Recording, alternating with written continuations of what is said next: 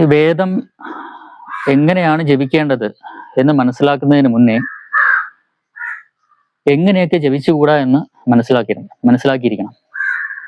നമ്മൾ ആദ്യം നമ്മൾ മനസ്സിലാക്കാൻ പോകുന്ന അതാണ്, എങ്ങനെയാണ് വേദം ജപിക്കാൻ പാടില്ലാത്തത്. കുറച്ച് വർഷങ്ങൾക്ക് മുമ്പ് ഒരു ക്ഷേത്ര വേദജപത്തിന് ഇരിക്കുമ്പോൾ ഒരു സീനിയർ ആയിട്ടുള്ള ഒരാള്, അദ്ദേഹം വേദമൊക്കെ പഠിച്ചിട്ടുള്ള ആളാണ്. അപ്പൊ അദ്ദേഹം വന്ന് കൂടെ ഇരുന്നു, മൈക്കൊക്കെ വാങ്ങിച്ചിരുന്നു. അപ്പോൾ ഗണപതി പ്രാർത്ഥന കഴിഞ്ഞിട്ട് അടുത്ത ഗണപതി അഥർവശീർഷത്തിലേക്ക് പോവുകയാണ്, കടക്കുകയാണ്. അപ്പൊ അതിന്റെ ശാന്തി മന്ത്രം ജപിക്കാനായിട്ട് അത് ആദ്യത്തെ മന്ത്രം കഴിഞ്ഞിട്ട് അടുത്തതിലോട്ട് കടക്കാൻ വേണ്ടിയിട്ട് ഇരിക്കുകയാണ്.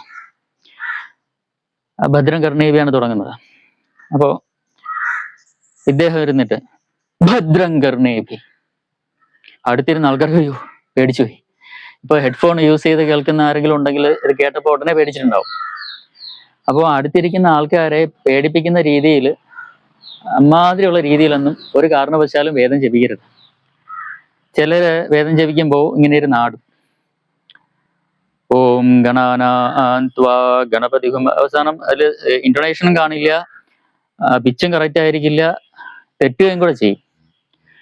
ചില ആൾക്കാര് ഓം ഭദ്രം കർണേഭിഃ ശൃണുയാമദേവാഃ ഭദ്രം പശ്യേമാക്ഷഭിർയജത്രാഃ സ്ഥിരൈരംഗൈഃ എന്നൊക്കെ പറഞ്ഞിട്ട് ഗോഷ്ഠികളൊക്കെ കാണിക്കും. ഇമാതിരിയുള്ള പരിപാടികളൊന്നും പാടില്ല.